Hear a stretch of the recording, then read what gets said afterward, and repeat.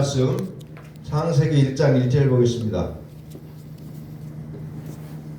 창세기 1장 1절 말씀. 태초에 하나님이 천지를 창조하시니라. 아멘. 다시 한번 읽습니다. 태초에 하나님이 천지를 창조하시니라.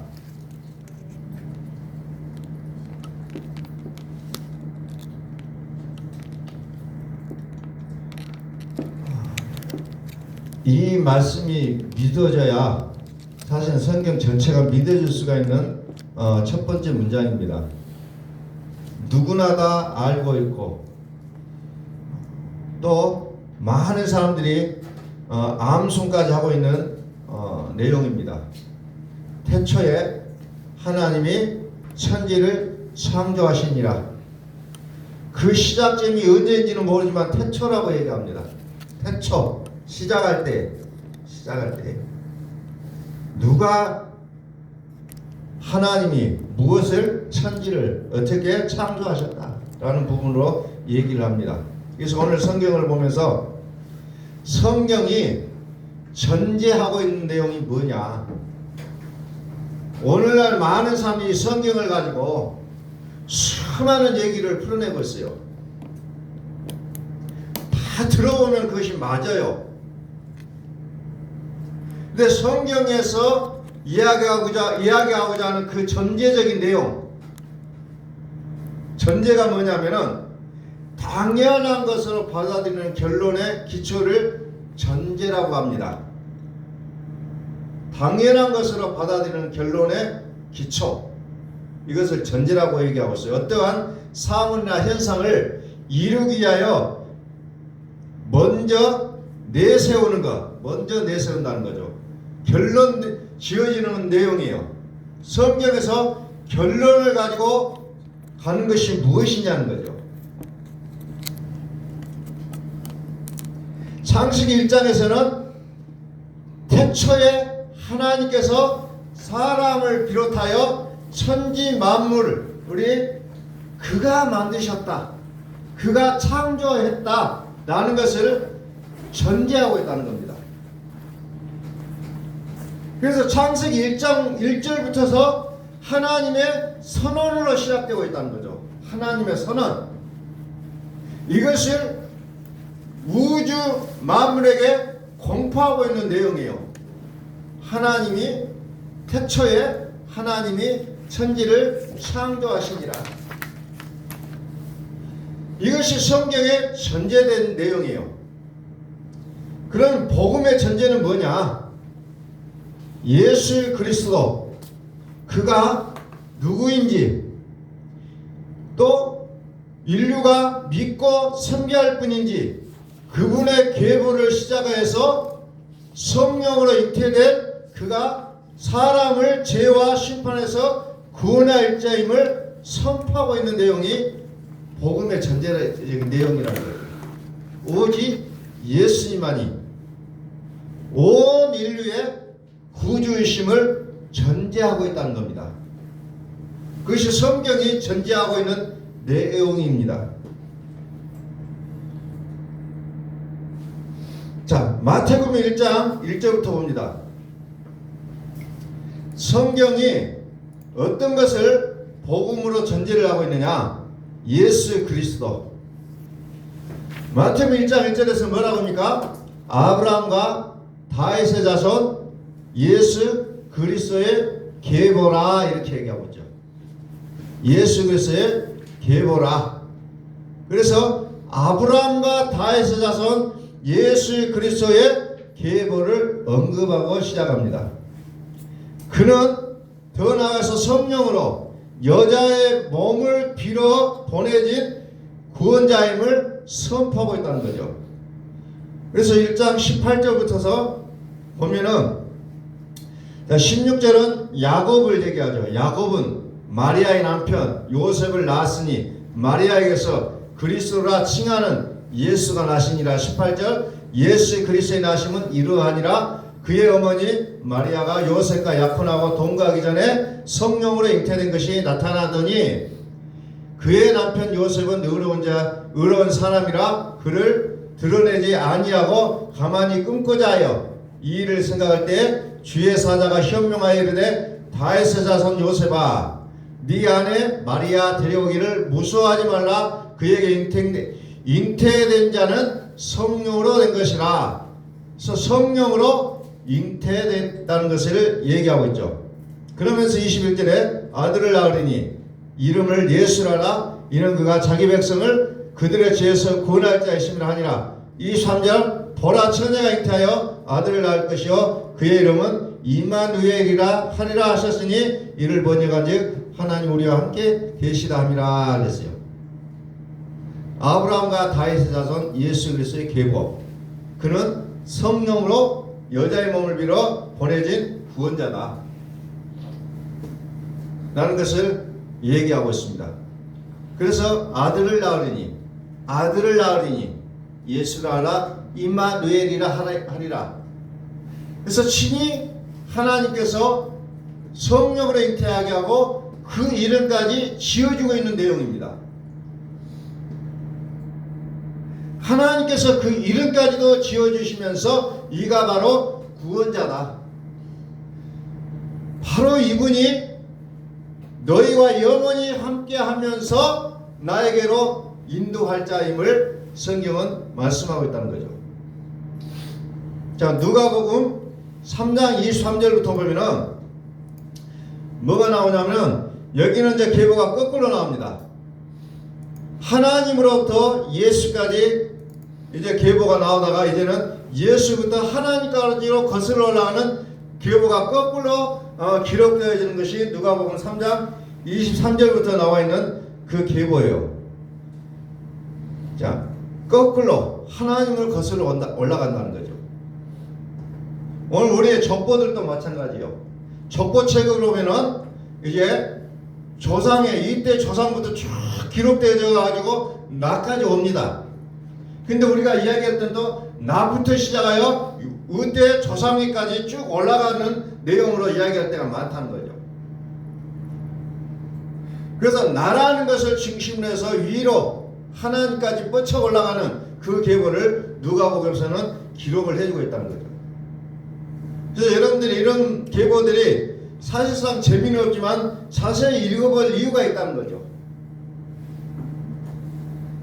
누가 누구를 낳고 재미는 없어요, 실상은. 그러나 하나하나 우리가 짚고 넘어가야 될 내용들이 너무 많다는 거죠.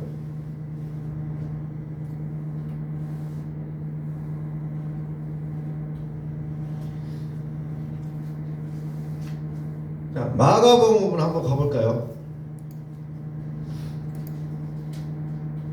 마가복음 1장 1절 하나님 아들 예수 그리스도의 복음의 시작이라 이렇게 마가복음은 이렇게 시작을 합니다. 하나님의 아들 예수 그리스도의 복음의 시작이라. 이렇게 복음을 전제하고 있습니다. 누가 복음이냐? 예수 그리스도가 복음이다. 예수 그리스도가 복음의 시작이다. 전제를 하고 있다는 거죠. 결론을 지어놓는 거예요. 성경은 어떻게 보면은 결론을 지어놓고 시작해요. 태초에 하나님이 천지를 창조하시니라. 결론을 지어놓고 결과를 만들어 놓고 시작한다는 거죠. 어찌 보면 답을 정해놓고 시작을 해요. 그러면서 그 답으로 사람들을 끌어들이는 방법을 선택하고 있다는 겁니다. 그래서 누가복음에는 또 뭐냐? 예수 그리스도께서 세상에서 이뤄놓으신 사실에 대해서 누가복음을 기록하고 있다는 거죠. 누가복음 1장 1절부터 한번 조금 보겠습니다. 우리 중에 이루어진 사실에 대하여 처음부터 목격자와 말씀에 일꾼된 자들이 전하여준 그대로 내력을 저술하려고 붓을 든 사람이 많은지라. 많은 사람들이 그 기록을 하고 있었다는 것을 얘기합니다. 그 모든 일을 근원부터 자세히 미루어 살핀 나도, 누가를 얘기합니다. 누가도 데오빌로 각하에게 차례대로서 보내는 것이 좋은 줄 알았느니 데오빌로 각하, 당시의 통치자였던 그 사람에게 예수님이 어떤 분인가를 누가가 자세하게 사실을 근거해서 기록하여 보내준 편지라는 것을 알 수가 있습니다. 이는 각하가 알고 있는 바를 더 확실하게 하려 함이로라. 사실을 근거해서 더 확실하게 하기 위하여 기록해 가고 있는 내용을 누가복음이라고 합니다. 그래서 누가복음에서 복음을 전제하고 있는 내용이 뭐냐면 누가복음 2장 11절에 나와요. 의사 누가가 데오빌로에게 편지를 쓰면서 예수가 누구냐 라는 부분을 자세하게 소개합니다. 그 핵심적인 내용이 2장 11절 오늘 다윗의 동네에 너희를 위하여 구주가 나섰으니 곧 그리스도 주시니라. 그리스도 예수를 데오빌로 각하에게 알려주고 있는 편지의 내용이라는 게 이게 주제예요. 편지의 주제.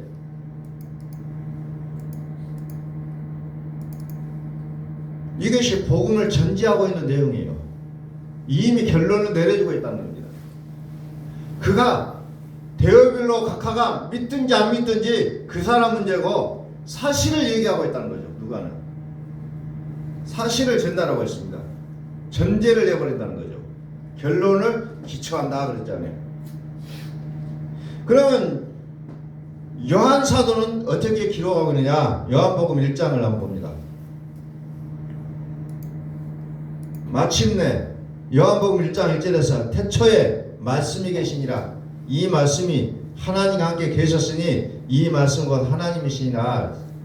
태초에 말씀이 계셨고 이 말씀이 하나님과 함께 계셨으니 태초에 하나님이 천지를 창조하시니라. 그때 이미 예수님이 거기서 함께 계셨다는 거예요.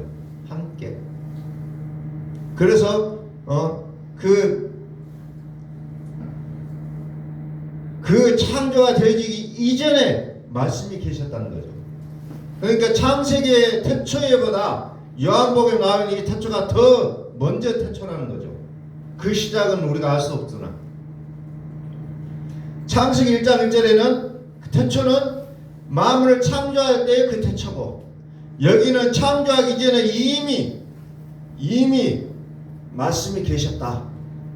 그 말씀이 누구냐? 라는 부분을 요한 사도는 여기서 풀어주고 있다는 거죠.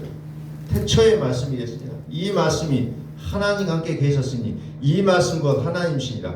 그가 태초에 하나님과 함께 계셨고 만물이 그로 말미암아 지은 바 되었으니 지은 것이 하나도 그가 없이는 된 것이 없느니라. 그래서 태초에 하나님과 함께 만물을 창조하신 분이 예수 그리스도라라는 부분을 여기서 전제하고 있다는 거죠. 말씀이신 그가 예수 그리스도고 또 그가 인생들의 창조주이며 하나님이라는 것을 온 인류에게 이제 선포하고 있는 내용이 요한복음이라는 거죠. 그래서 그것을 각양의 사람들이 자기의 방법대로 사실을 기록해 놓은 것이 이제 성경이라는 거죠. 마태, 마가, 누가, 요한 그 이외에도 수많은 사람들이 그 내용을 적어놨지만 하나님은 이 네 사람이 적어놓은 것을 근간으로 해서 우리라 하여금 그것을 믿게 했다는 겁니다.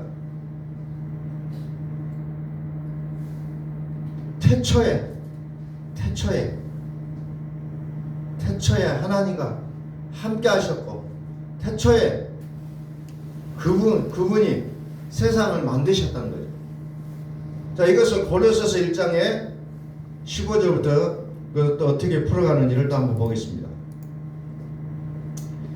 고린도서 1장 15절 그는 보이지 아니하는 하나님의 형상이요 모든 피조물보다 먼저 나신 이시니 여기 그는 누구냐면 그리스도 예수를 얘기하고 있어요.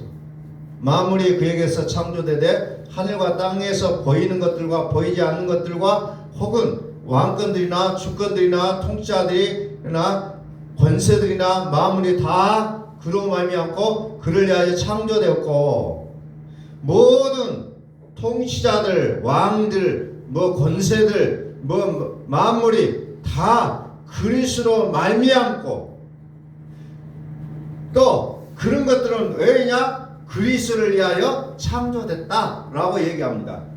그러니까 모든 통치, 뭐 주권, 왕권, 뭐 권세들, 만물들 보이는 것이나 보이지 않는 것이 오직 그리스도를 위해서 존재하게 되어 있다는 거죠. 오직 그리스도를 위해서.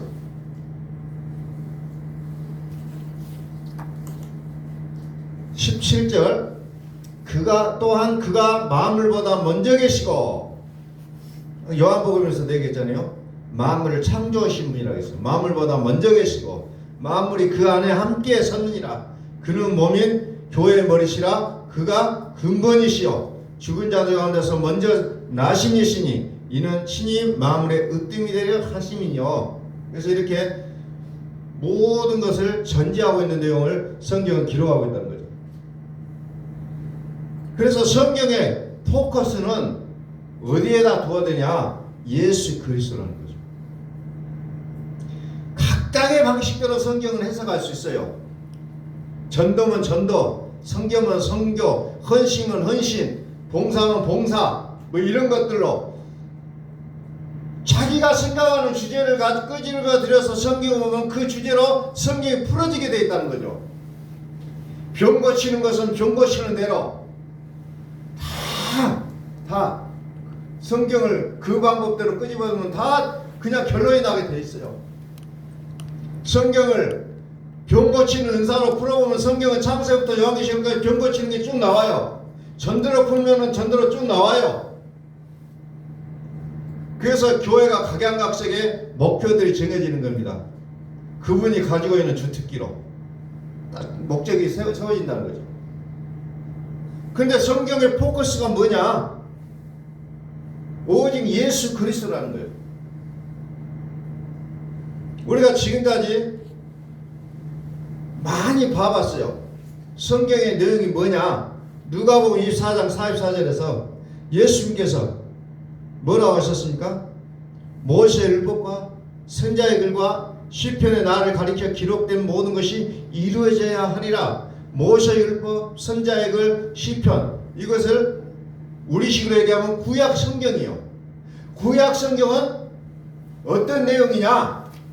그 방벽에 쓰여 있는 구약 성경은 한마디로 하면 예수 그리스도라는 거예요.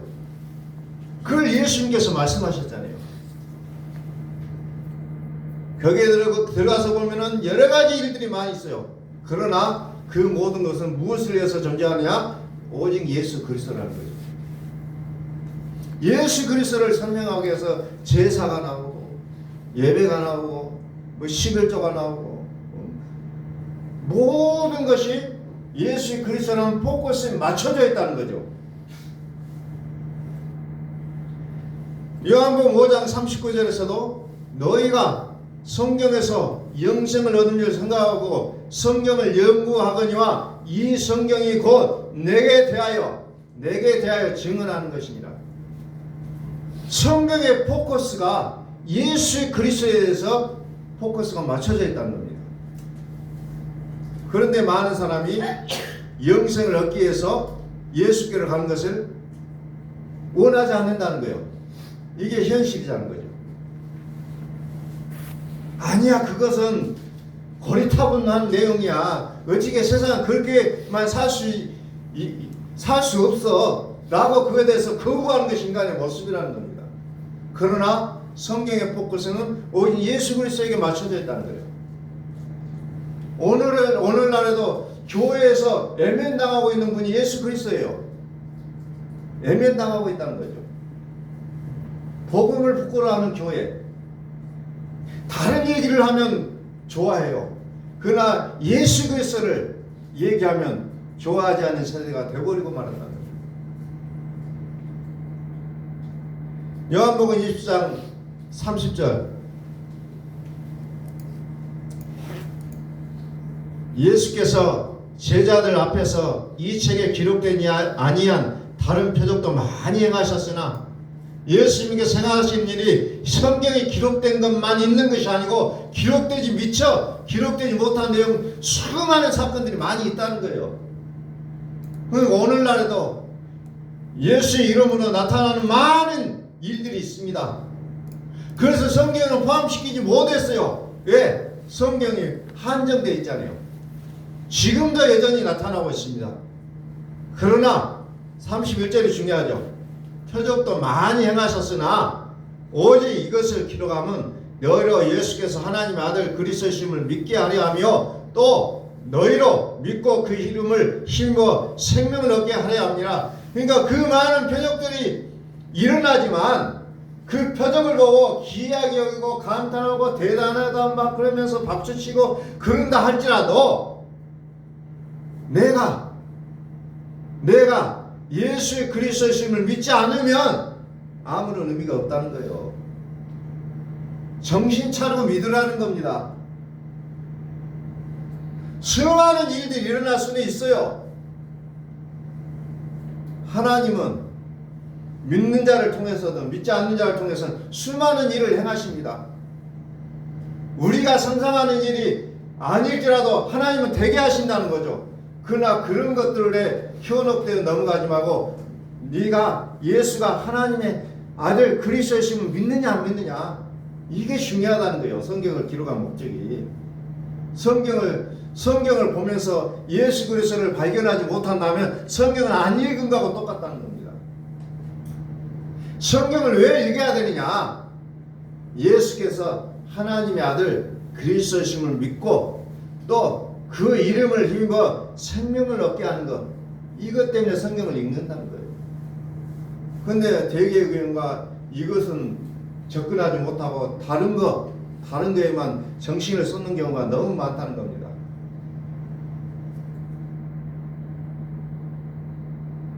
오늘날의 성탄절, 크리스마스, 전 세계가 이것을 다 기억하고 파티하고 그냥 난리 법석을 떠는 날이에요. 그런데 그날의 주인공 예수 그리스도는 온데간데 없다는 겁니다. 오직 쾌락이 난무하고 즐길거리를 찾는 그런 모습들이 허다하다는 겁니다. 예수 그리스도 주인공이 없다는 거죠. 과거에는 그 주인공을 만나게 동방에서 박사들이 선물을 가지고 갔지 않습니까? 주인공이 온데간데 없이 행해지는 오늘의 모습들을 우리는 볼 수밖에 없다는 겁니다.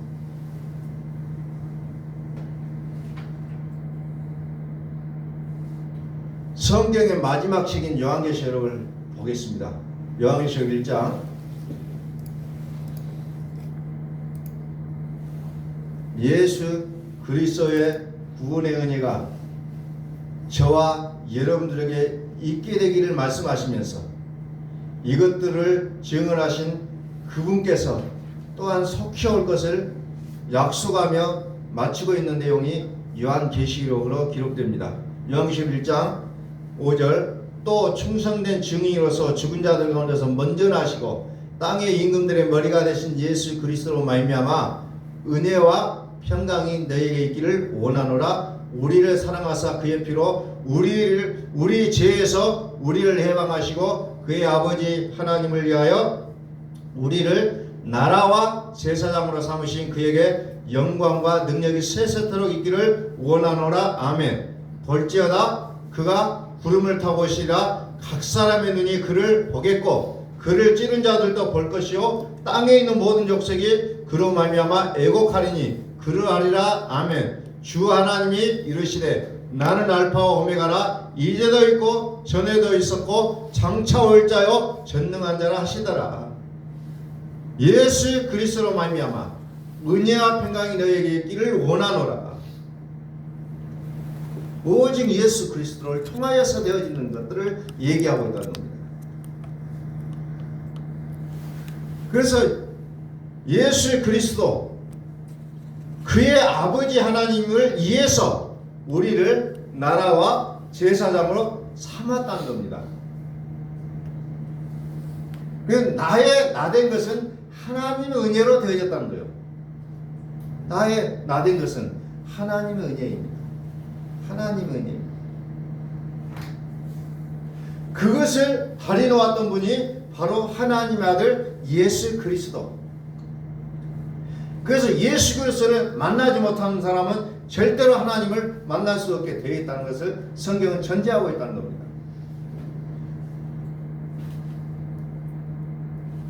그래서 성경은 알파와 오메가라, 이제도 있고 전에도 있었고 장차 올 자요 전능한 자라, 시작과 마지막이라, 처음이요 마지막이니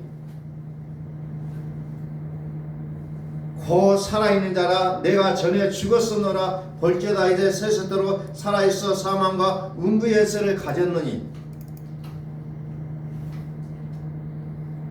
성경에서 예수 그리스도를 빼버리면 그 내용은 아무 쓰잘데기 없다는 거죠. 그런데 지금의 사람들은 예수 그리스도를 빠진 메시지를 굉장히 좋아하고 있다는 겁니다. 너무너무 좋아해요. 그래서 내 생각과 내 사상과 맞으면 좋은 얘기고, 예수 그렇지 않을 때는 은혜가 되지 않는다고 표현하고 있다는 겁니다. 하나님의 코드가 나하고 맞을 수가 없어요. 그러나 우리는 그것에 대해 아멘 하는 겁니다. 그래서 수많은 우리가 그 이단에 가는 그들도 어찌 보면 그들이 가지고 있는 그 중심이 있어요. 그래서 그것으로 성경을 풀어가고 있다는 거죠. 그러나 성경은 다른 것으로 풀어가지 말고 오직 예수 그리스도로 풀어가라는 겁니다. 이게 키워드예요. 성경을 풀어가는 키워드. 학습 목표를 정확하게 알지 못하면 그 내용을 우리는 이해하기 어렵다는 거죠. 성경은 왜 기록했느냐? 요한복음 20장 31절에서 말씀을 드렸듯이 오직 예수 그리스도를, 예수께서 하나님 아들 예수 그리스도심을 믿게 하고 그 이름을 힘입어 생명을 얻게 하는 것에 포커스가 맞춰져 있다는 거예요. 그런데 자꾸 크리스찬들을 만나서 얘기해보면 자꾸 내 마음에 안 든다는 거예요. 모든 내용이, 상담의 내용이 내 마음에 안 들어요. 그래서 교회를 다니기도 싫고 목사님을 만나기도 싫고 성도들도 만나기 싫다는 거예요. 내 생각과 맞지 않기 때문에.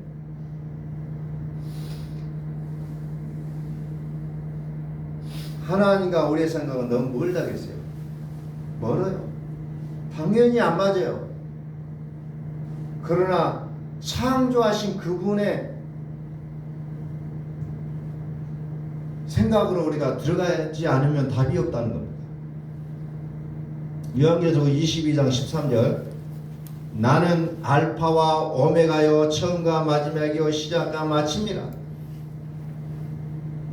이것들을 증언하신 이가 이르시되 내가 진실로 속히오리라 하시거늘 아멘. 주 예수 오시옵소서. 주 예수의 은혜가 모든 자들에게 있을지어다. 아멘.